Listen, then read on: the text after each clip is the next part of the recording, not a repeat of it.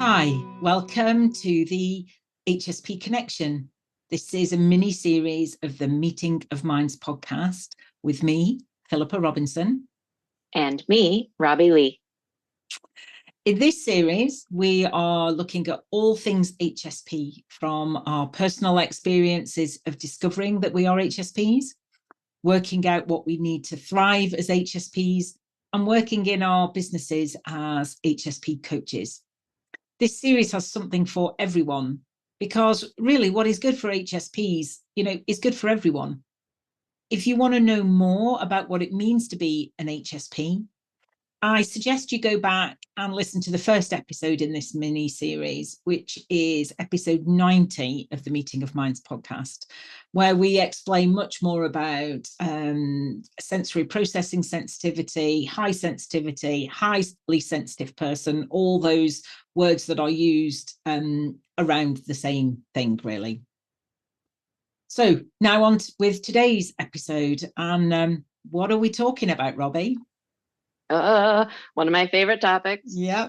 I say this almost every time. It's a meaty topic, but it is perfectionism and people pleasing. Well, I know nothing about these things. Nothing. So you'll just be a brand newbie on I'm this just topic. going to be listening to all of these. Gosh. Yeah, Oh of course. Yeah. Like you, I know a lot about these things, but you're gonna tell us your take on all of this, aren't you? I am. Yeah, thank you.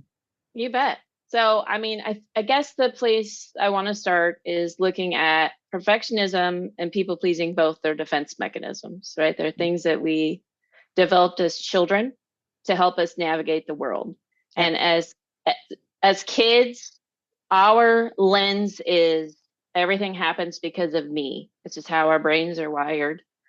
And so when things happen that don't feel good, that are traumatic, that are scary, that the adults in our life are angry, whatever those things are, we say some version of, oh, that happened because of me.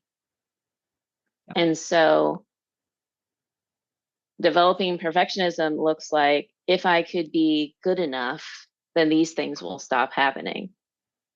Right. Yeah. And so we develop these things. We start going, okay, well, for me, it looked like, well, then I have to get straight A's. And because that was education was very valued in my family. A's are the highest grade you could get when I was growing up. So straight A's was the, end all be all for that. And then it's a reward loop, because then if you get positively rewarded for that, which I did, right? My parents were pleased with me. I got accolades. Oh, you're so smart. My teachers, oh, you're such a good student. Oh, that feels good, right? I'm getting positive accolades for that. So then that teaches me, oh, okay, so this is what I need to do in order to be good. Yeah. Okay. Yeah. And then it just starts perpetuating. It does. And, I think a lot of people would I would call that, for me, it's just different words, same thing. I would say it's a survival strategy, but that's because I grew up with a lot of childhood trauma. So for me, it was a way of surviving what went on. But it's really interesting, because that example that you gave there of, trying really hard at school and getting straight A's and then getting praised for it. I mean, you can see how that can happen to a lot of children, even if they're not living with trauma. So yes. I think what I'm getting at is that perfectionism, people pleasing, the things we're talking about today, but mainly perfectionism, they can be survival strategies for children who've grown up with trauma, but not necessarily, and also our parents weren't necessarily doing it because they knew what was going on. It was all subconscious. I mean, a lot of it is the way that they grew up, Yep. So it might be that they grew up with getting really good grades at school was what was expected. It might be completely the opposite, that because they didn't or didn't have the opportunity, and they've given the children all the opportunities, then the children are expected to get the grades. I mean, it can come from so many different angles and be quite subtle in a way. Yes. But it and also it becomes very invasive, and it's in you from quite a young age. And that's what you're talking about, isn't it? Absolutely. I mean, you've said that brilliantly, of course. But yeah, if you think about the messages that we're getting as kids, for me, it was around grades. There was also messages around weight, the thinness was a thing. And the messages that the boys can get about being tough, or the things that we're praised for, and to your point, often it's innocuous, like you're like adults are trying to be helpful. They're trying to, right? But the things we're praised for, we then can interpret as, oh, that's what makes me good. That's what I need to be, right? That's what's expected. Right? Yeah. And actually, as a parent, I don't want any parents listening to this to think, oh God, what have I done to my kids? Because I think about that all the time. But just being aware of it. I mean, we talk about awareness all the time, don't we? But just being aware. And if you get a whiff that maybe your child is doing something that something seems to be driving your child to want to do really well that might not be coming from within themselves. So my oldest, my 16-year-old, is absolutely, he's driven. He really wants to do really well. He's doing his exams this year, and I don't feel I'm putting him under any pressure. Maybe I should be putting him under a bit more pressure. I don't know. It's that fine balance. I don't know. Right. But he wants to do really well, and he's actually really quite competitive, and he doesn't get that from me, and he doesn't get that from his dad. I mean, we're a bit competitive, but we're not really super competitive. So, and he has a real driven competitive streak in him. So that is him, but I keep saying to him, make sure you're happy with the choices that you're making, and are you making them for you and you're not following your friends? Or he's now talking about doing further up school, the next level, what I did, doing maths and further maths and all this. And I'm saying, just make sure you're doing it because you want to do it. Please don't be doing it because I did it, because it's a lot of maths. Half of every single day at school will be maths. So and so I don't want parents listening to feel like, oh God, what am I doing? Just relax.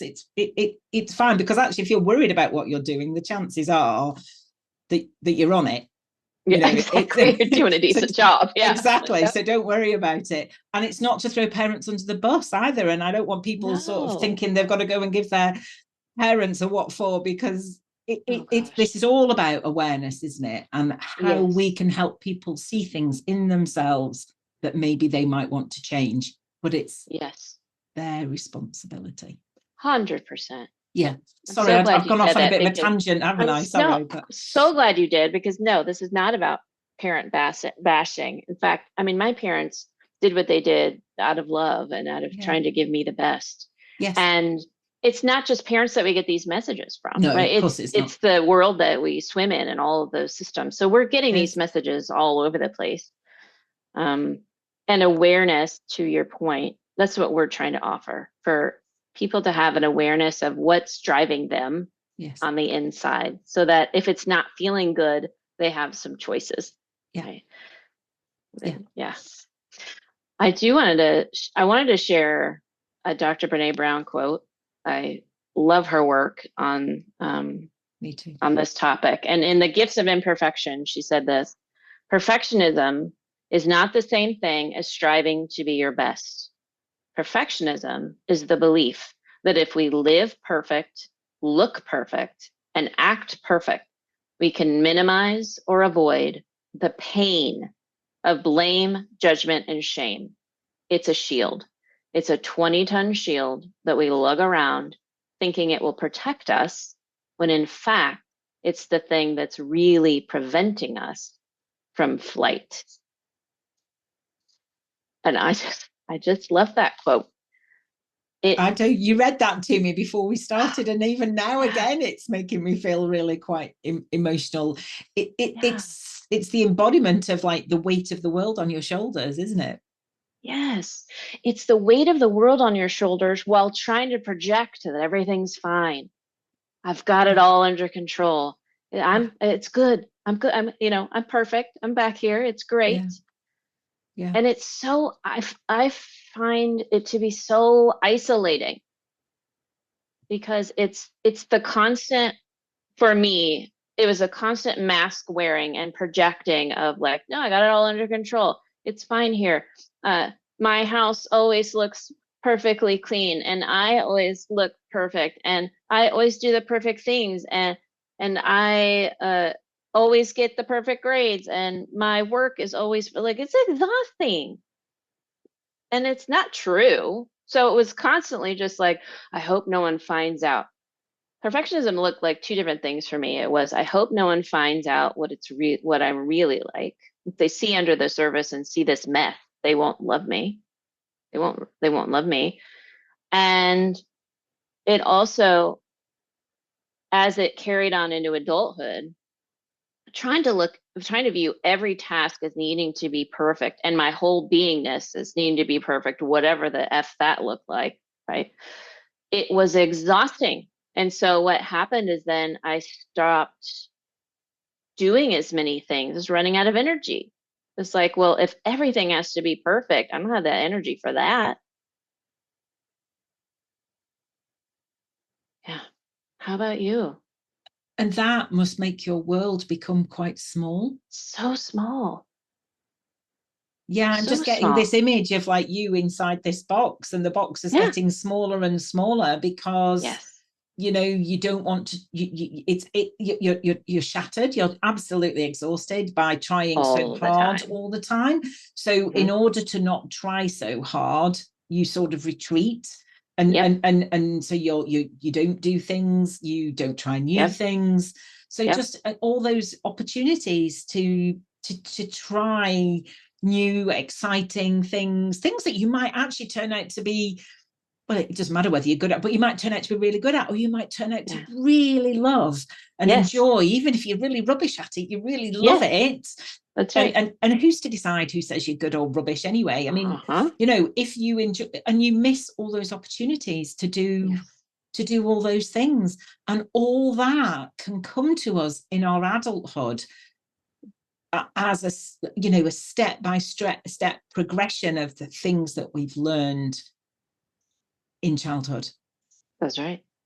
And a lot of it is subconscious. A lot of it we're not Oh even aware gosh. is going on. Not at all. That's Yeah, right. Yeah. yeah. Yeah, you asked me how did it come to me. So Yeah. as is well documented on this podcast now, I grew up with an alcoholic mother, and as I got into my teens, her drinking got worse. I have Mm. three younger brothers. I was the only girl. So I became sort of like a second mother, and I'd come home from school and I'd instantly be expected to take over the care of certainly the two younger ones. And it became very much I didn't have to be a perfect. It was very much people pleasing in the big sort of way of looking at it. In that, if I could come home and do things and hopefully to please my mother, then maybe we'd have a calmer evening. Um, so it was a constant striving to do things that so she didn't have to do them, or to do things to please her, to try and make her happy. But ultimately, she was so miserable. I was Mm. never going to make her happy anyway. And I just made Yeah. myself miserable in you know, as a result of doing that. Yeah. It definitely found its way into school. School was my safe place. At school, the teachers were largely quite nice to me. I was lucky, I was quite academic, so I could do school. I didn't find it that hard. Mm-hmm. So it was at least a place I could go to and feel like I was doing okay. Yeah. Um, and I did, I did really well in my exams. I didn't get straight A's, but I got quite a few A's and a few B's. I did really well. And I didn't, which is really interesting because I didn't get praise for it, because at home my mum was totally not interested in education, because she wasn't academic. So she was like, oh, it became something that became a barrier between us in a way. I think now, looking back, she could see me moving away from her. But as a result of me moving away from her, I think in her mind, and her losing control over me, I lost any bond there was with her.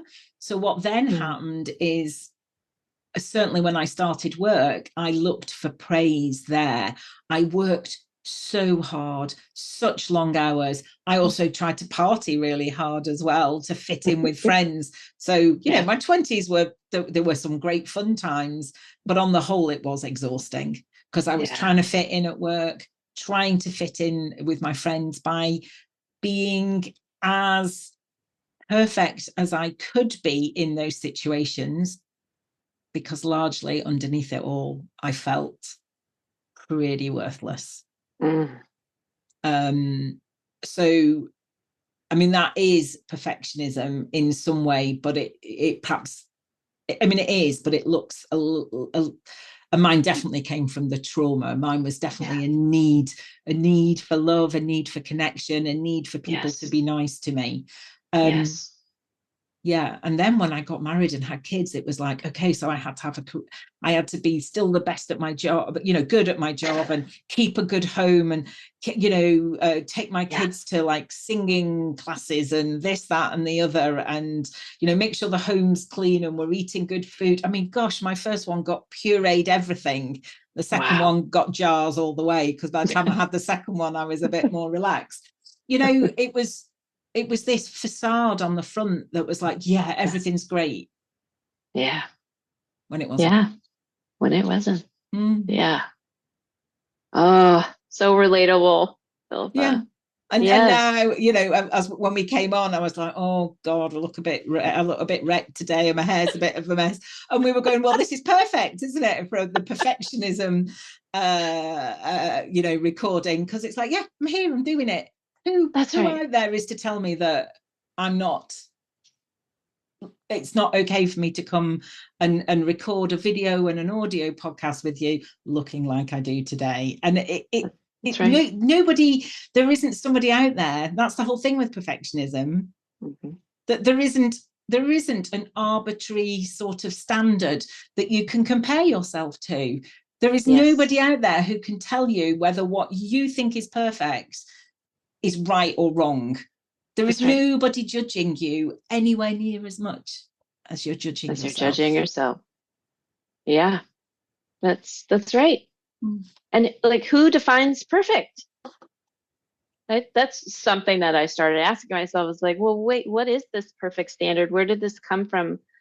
What is this perfect thing that I'm trying to achieve? Where does that come from? And did that help you? Did that help you? Oh my gosh, it did help me, because it helped me just start to recognize this thing that I'm chasing is just a totally made up thing, right? Like, no matter what I could point at and say, well, a perfect this looks like this. Some person or collection of people decided what that looked like, and maybe put that out into the world, and I consumed it and went, oh, okay. Like when you were describing as a wife and a mother, like all these things you're supposed to do, like we get those messages. Here's what it means to be. Well, who decided that? People, right? So I was like, okay. So it's all just made up. Like we all just made it up. I remember reading about, I mean, obviously in Western society, all my growing up, beauty standards were very narrow. I think they're starting to expand now, and I'd love to see that. But beauty standards were very narrow. And I remember seeing a documentary about a tribe, and it's on the continent of Africa. Forgive me, I can't remember where it was now. It's been forever since I saw it. But in this tribe of people, their beauty standard for wives, when women got engaged, they would literally take her and fatten her up. It was like they would feed her like all the best things and fatten her up. And I'm not saying that that is the way to go either, but I was just like, that was their beauty standard. And I was like, oh, okay, we're just all making this shit up. Right. It's like what the messages I was getting around beauty were completely opposite from the messages these women were getting about beauty. Like, oh, we're just making it all up. Okay. Well, there's freedom in realizing we're just making it up. There absolutely is freedom in that. You're Yeah. right. And I think if you think about it in a sort of really logical way, because there is no arbitrary standard, there is no, and there is nobody who can come and, like, I don't know, look at my bookcase and tell me whether my books are on there in a perfect way or not. I mean, that's Yeah. a silly example. I am on a hiding to nothing by wanting the perfect bookcase, because I will never achieve it, Right. because there is no Nope. achieving perfection. Yes. So Yeah. I am literally setting myself on a course of unhappiness and all the, I wish I could think of a better word right now, but I'm setting myself on a course of total dissatisfaction, because I'm chasing something that doesn't even exist. Yes. I'm so glad you brought that up. It's this, and the internal dialogue of you're reaching for this thing which doesn't exist. And because you don't hit it, then it's the feeling of failing. Yes, Right. And so constantly. then it's this internal constant like judgment and like, oh, and I failed again and I'm not meeting the standard. And all of the energy drain that comes with that constantly berating yourself and thinking of how you're not doing it enough and you're failing. It's exhausting. It Yeah. absolutely is. And the And more, there's no winning that game. You can't win. You no, can't win it. no. So really, by understanding that, being aware of it, and noticing Mm-hmm. that that's what we are doing, hopefully we can start putting some new thoughts in place, some new practices where we Yes. can practice being imperfect, Yes. and realize that actually it's okay. It's Nobody thinks great. any less of us. The world doesn't stop turning. Yep. It is absolutely fine. I had to, and I would really, implore anybody listening who might recognize any of what we're saying to try putting some of those changes in place now.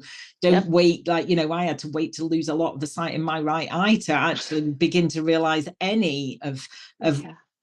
how I was operating. And I was 47. Yeah. It's a lot of wasted years. Yeah. And I don't sort of harp on about it, because actually better to have realized then to have never realized. That's right. So you're never too old to Never. realize things, never too old to make changes. No. And I mean, it can feel, I don't know, it's just really interesting, because it can feel harder maybe after so many years to make those changes, but I didn't find it harder. I think I found with age came the not giving quite so much of a F about it all. Yeah. And actually, maybe by then I found it easier to put changes in place, maybe because it came at a good time in my life. Yeah. And I'm a great believer in it. These things come to us when we're ready to hear it and we're ready to do something 100. about it. 100%. Yeah. Mm. I think one of the gifts of middle age is, especially like if we're talking about perfectionism, well, I tried to be perfect. Like I did all the perfect things, and then bad stuff can still happen in life, and I could still not Yeah. achieve the perfect life. And so it's like all the things that perfectionism promised didn't happen. So then it was like, Oh, okay. Well, I'm expending all that energy and not getting this wonderful magical payoff. So maybe I could try something different, you Yes. know? Yeah. Yeah. Yeah. And it's funny when you said then that's the thing about middle age. I'm like, oh, because I never used to understand. I remember when I was a lot younger, my auntie, who is in her mid 70s now, but she'd say, oh, I still feel like I'm 20 or something. And I'd be like, what? Like when I was 20, Right. I didn't understand that. And Yeah. now I'm 54 as I was last week. I Uh-huh. kind of like, yes, I'm 54. Yes, that's middle aged. Yes, I suppose when I was 20, I thought I'd be retiring now. Um, Uh-huh. but actually, I don't feel that different. So actually, it's really, Right. we realize that it's who we are. We feel Yeah. the way we feel because of who we are, not because of an age, not That's right. because of, I mean, to a little extent, partly what has happened to us growing up, because what happened, this spirit that is in me, that this sort of this spirit in me that is now helping me and wanting me to speak and do Yeah. these things, and it's my spirit and your spirit that have kind of Hmm. connected and brought us together. That part of me was frozen for a long time because it wasn't Yeah. safe. That's how I Wasn't talk about safe. it. Yeah. Yeah. But now it is safe, and now we're having a ball, and to leave those people pleasing and perfectionist tendencies behind. It's a work in progress. Oh, It's yeah. just like shedding this big weight. what, Yes. what did Brené Brown call it? A 10-ton shield. Yeah. Yeah. um and the freedom in it is just incredible. If anybody was coming round, I'd always have to make sure my house was really tidy and clean. And I mean, I'm naturally tidy, as is my husband, so it's not a major sort of job. But now I'm like, yeah, come on in. I don't know. Yeah. If I haven't hoovered for a couple of days, it doesn't matter. Uh-huh. Just come on in. That's right. That's right. Vacuumed, you'd probably. I don't know. Would you Yeah. say Yeah. We say vacuumed? vacuum, but I Yes. understand Hoover. Yeah. Yes. Yeah. Yeah, I mean, Hoover's a trade name anyway, so I Uh-huh. should be saying vacuumed. But yeah, and I know that's a silly, but that sort of thing would have really bothered me. Yes, it's not silly because those are the things that drain the energy, Yeah, right? And can keep us yeah, distant because it's like, oh no, my house isn't good enough to allow people to be yes, here with me. And that is something I relate yeah. to that one. And Yeah. while those people are there with you, you're busy worrying about what they're saying, Yeah. what they're noticing, and what you haven't managed to do, rather than being there with them and having a great chat, a laugh, Exactly. whatever it is. Yes. Um, so, which takes us back to the point you made about it being quite isolating. Absolutely. Yeah. Uh, yes. When you said freedom, like when you putting away perfectionism, people pleasing, the freedom in that, it's palpable. And again, to all the listeners, neither one of us are saying we're perfect at not being perfect. Uh, it's a journey, Is right? I call myself a recovering perfectionist, a right. recovering people pleaser. Yeah. It is a journey, and it is all about what Philip is talking about, awareness, right? So as we get more aware and as we put more practices in place and we give ourselves a break, um, it can create more of that space and freedom and connection with people. I have found that dropping that perfectionist mask is what has allowed me to have really deep, wonderful, beautiful connections with people. Because how can you connect to someone who's like perfect? And I'm saying that in with bunny ears for those of you listening. Like, because we all know deep down we're not perfect. So when you see someone else's perfect facade, it's like, how do I connect with that? I'll never measure up. Yeah. Right? I completely agree with you. I remember when I first went to therapy. So that's like 2017. I remember going out for a walk with a really good friend of mine and telling her the things that I'd been learning in therapy. And she just stopped and said to me, oh God, she said, because she knows quite a bit of my story, and she knew at that time quite a bit of my backstory. And she said, I knew that there must be more to it couldn't be as easy for you as you were making it appear.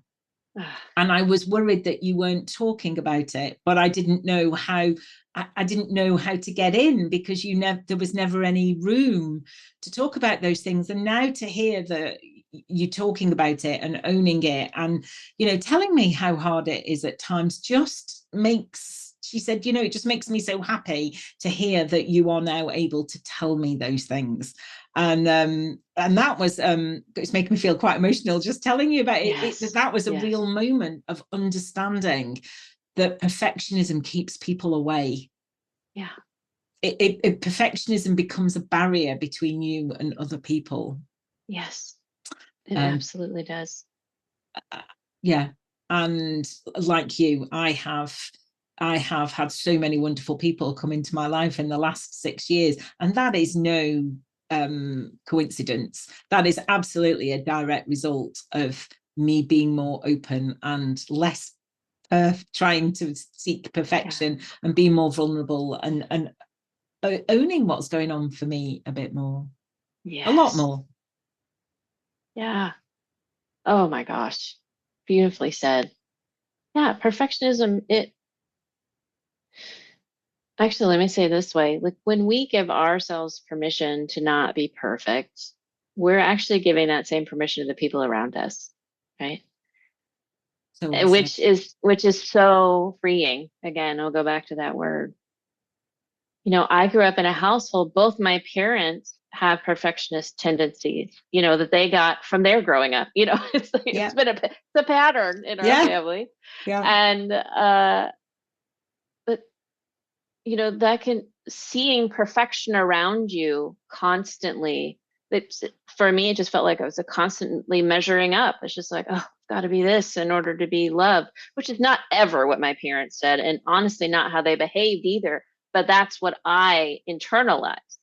Yep. Right. Yeah, it's just so isolating. But letting those walls down and showing people I'm this real human under here. Well, then we get to connect to other real humans. We're all that. We're all that. Yeah. Yeah. Oh my gosh. Yeah. Yes. And I shared with you before we started recording, actually, something that somebody sent to me just like a couple of hours ago. And, nature always seems to have the answers, doesn't it? And it was about, I'm going to get this a little bit wrong because I always do, but it was about, go out into the, and there you go, perfectionism. You're going to do it imperfectly. I'm going to mess it up, so it's going to be fine. But if you go out into the forest or into a wood, and there's trees everywhere, and some trees will be straight, some trees will be bent over, some trees will have branches missing. None of them are actually perfect. And whatever that means. Exactly. Mm-hmm. Exactly. So they're all different. There's different shapes and sizes. I love it when you see trees that are obviously in the prevailing wind and they're all growing sideways because they're constantly in the wind. They were probably in different circumstances, they'd be growing straight up, but they're not. Yep. But we accept that. We see that things have happened to them, that maybe one hasn't had enough light, so it's bent to find the light. One's been blown over by the wind. They're all shapes and sizes, and for all different reasons. And we just look at that and we just accept it. Yes. Because that's the way it is. But when we come to human beings, we then have these ridiculous standards. We judge ourselves and we judge other people. And it's less okay to not be within these parameters of whatever these non-existent airy-fairy sort of standards are. Yes. And it just becomes self-perpetuating. It really does. Yeah. So accepting, and this is what I'm always talking about, accepting who we are. So accepting for ourselves who we are and loving ourselves for who we are allows us to then do that with others. If I accept myself, how I am, I can accept others how they are, because I'm not judging myself and I'm not going to judge them for how they are. And then that becomes a self-perpetuating thing, hopefully, and less judgment, more kindness, more love, and all those things that we've talked about. But it kind of has to come, as the answer always is, it has to come from inside. Always. Yeah.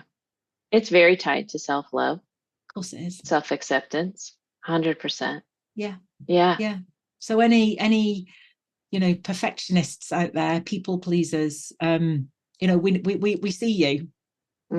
We really do. And it is exhausting. And hopefully we might have given you some ideas. I'm wondering what can we say as in a way to get started, I suppose. But I'm coming back to what I always say, awareness. Well, you've listened to us now, so we've raised your awareness about something, and you're noticing what you're doing. What little changes can you make? And I think we've already said that a little bit. Try and be imperfect. Yeah, I have a great example of someplace that I started. Yeah, please go was for it. with my laundry.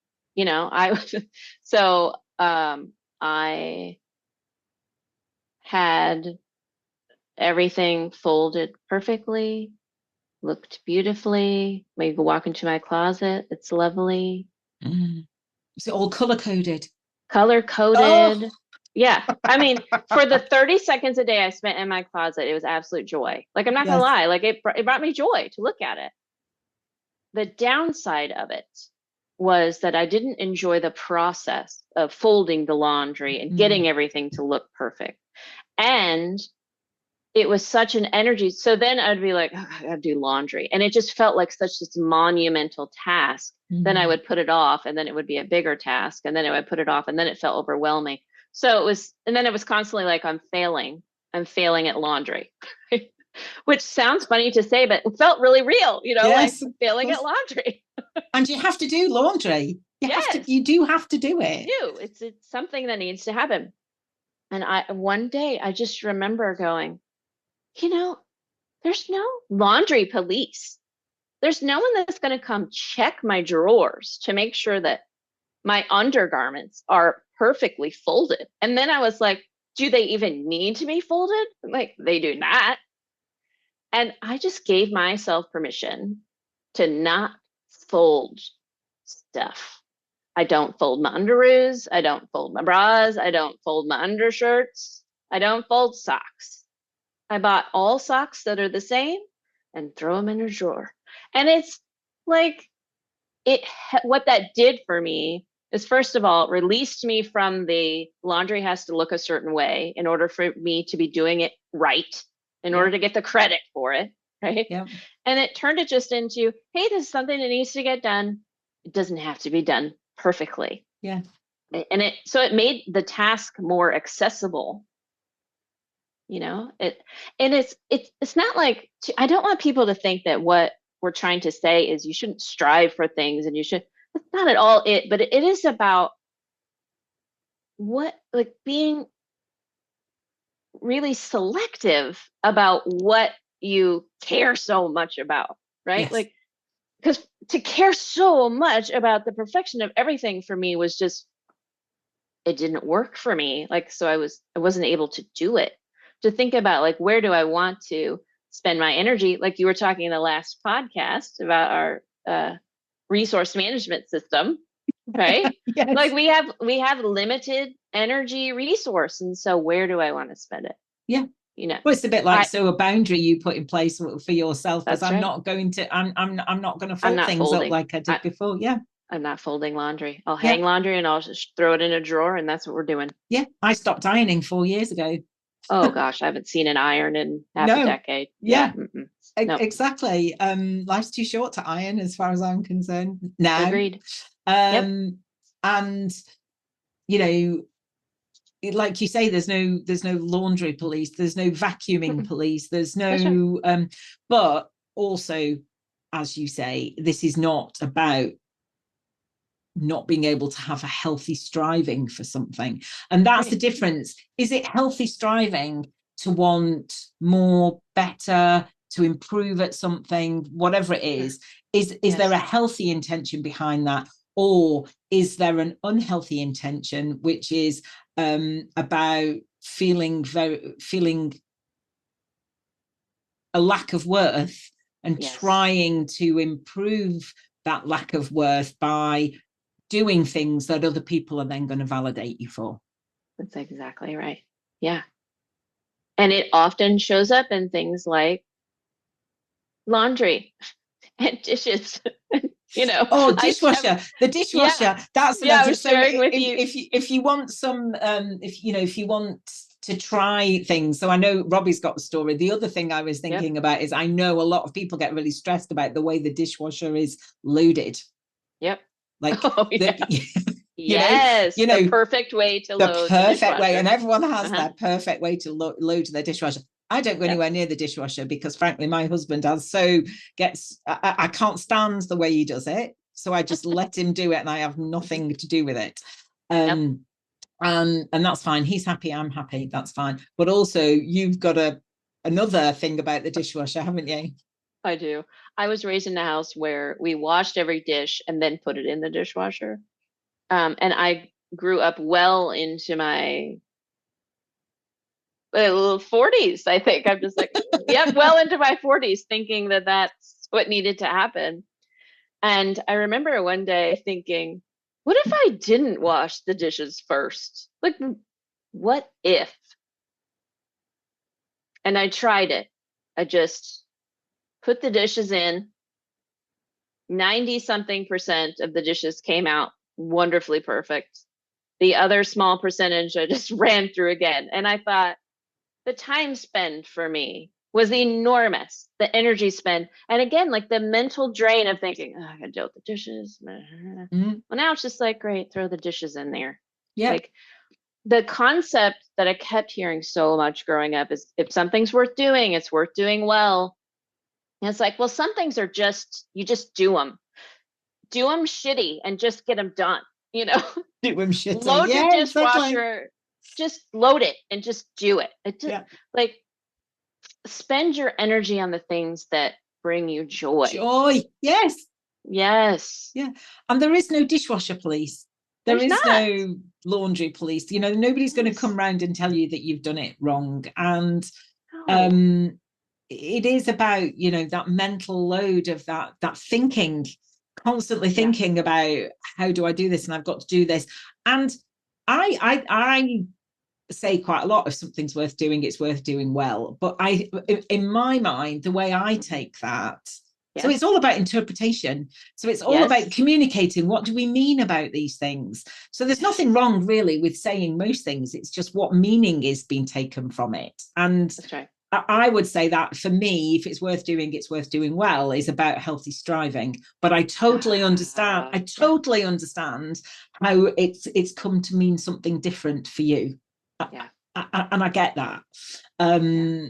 So it is about being more clear with each other in the language we use. In what does it mean? Yeah. Yes. Absolutely. I'm going to be more clear using that again. When I use that with my kids, I'm going to be clear what I mean about it. Yes. Because I hadn't really appreciated the other take that you can have on that. So thank you. No worries. One of the other things I did want to mention before we go too is that perfectionism kept me from creating and putting things into the world. And I think it just does. And lots of my clients, I hear that too. Like it stops us from putting something out there because it's not perfect yet. And man, if I waited till I was some brand of perfect in my mind, I wouldn't be here on this podcast. And this brings me so much joy. And when we're hearing from people that it's helping them. Mm. And I think about all the things that I could have done that I didn't. Like I would get to a point and then it's just like it becomes this constant iteration of the smallest thing to make it just this much more perfect, but the energy spend on it just kept accumulating. And then the mind spins out and it's just like, never mind. Like it's not good enough. It's not good enough. I'm not good enough. It becomes that script. Yeah. And I love talking about perfectionism because I want people to put themselves into the world, put their creations into the world. Now you know, I say I'm recovering perfectionist because the stuff still comes up for me. But now when it comes up, I know it's because I'm stretching. And so I can look at it differently and I'll be like, I'm growing. That's great. Like, here Good. comes the voices because that means I did a growth thing. Yeah. Right? Yeah. And it's it's all in how it's a shift in perspective, right? It's looking at things differently and saying, instead of now being stopped by, I'm not good enough, I'm not perfect enough, I want people to know that perfection is not the price of admission for your life. Perfectionism is not the price of admission to do things that you want to do. I want people to know you can be imperfect and make an impact. And so please imperfectly go out there and make your impacts. We need you. We do. You're We need absolutely. you. You're so, and that's such a important thing to say, because you are right. And I think creativity is what feeds our soul, and a lot of us will absolutely avoid that if we don't think that we're good at it. And if you look at anybody who will tell you about podcasts, so there's plenty of people out there who will tell you how to put podcasts together, how to release a podcast, and a lot of them will say edit out the ums and the ahs. And I purposely have not edited out any of them in any of my episodes, partly because I want to be imperfect, because otherwise I would absolutely get obsessed with the ums and the ahs. I'm trying to get better naturally at not doing it. Still very much a work in progress. It's all about trying to think silently in your head and not go as you think about it. But if I had taken that to heart, I would either have had to find an editor. I mean, I have got an editor, to be fair, and he would take them all out if I asked him to, but I don't want them taken out because I think it's the natural way the conversation flows. But it was also an exercise for me in not being perfect and just getting it out in the world. Yes. It really was.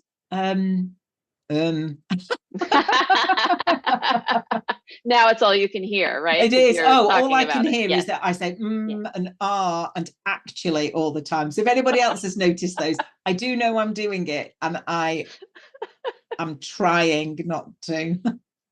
But welcome to being human. Right? Exactly. I am just human. You're right. As are you. As are we all. So hopefully we can inspire people to perhaps be a little bit less perfect and more imperfect as a result of this.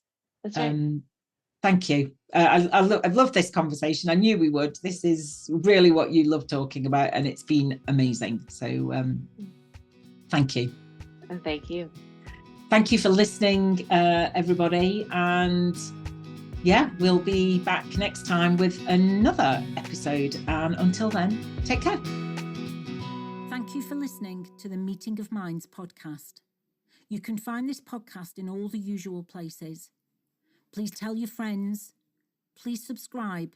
And if you have a moment, I'd be really grateful if you could rate and review, as it helps other people find us and helps me spread the messages of empowerment and positivity that I'm really passionate about. If you want to find out more about me, you can visit my website, www.safeandsupported.co.uk. Until next time, bye.